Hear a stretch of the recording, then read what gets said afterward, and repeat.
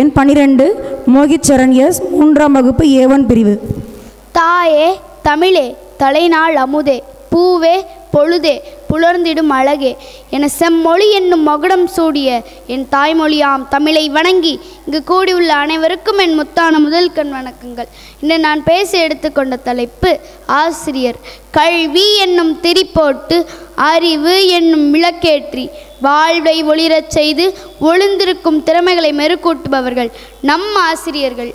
எழுத்தறிவித்தவன் இறைவனாவான் என்ற வரிகளுக்கேற்ப இறைவனுக்கு சமமாக கருதப்படுபவர்கள் நம் ஆசிரியர்கள். கல்லை சிலையாக்குவது சிற்பி, கற்பனையை ஓவியமாக்குவது ஓவியர், ஆனால் ஒரு மாணவனை வெற்றியாளராக்குவது நம் ஆசிரியர்கள். மாதா பிதா குரு தெய்வம் என்பது சான்றோர் வாக்கு.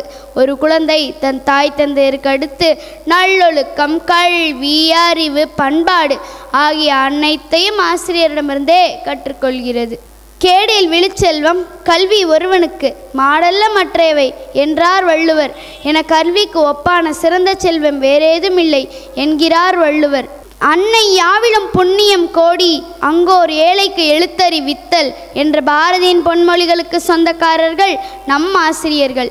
தொட்டனை தூறும் மணற்கேணி மாந்தருக்கு கற்றனை தூறும் அரிது என கற்பித்தலை தவமாக மேற்கொள்பவர்கள் நம் ஆசிரியர்கள். ஆசான் என்பது வெறும் வார்த்தை அல்ல, அது அறிவின் ஊற்று, ஆற்றலின் ஆயுதம், ஞானத்தின் வெளிப்பாடு, அன்பின் அடையாளம் என அடுக்கிக் கொண்டே போகலாம்.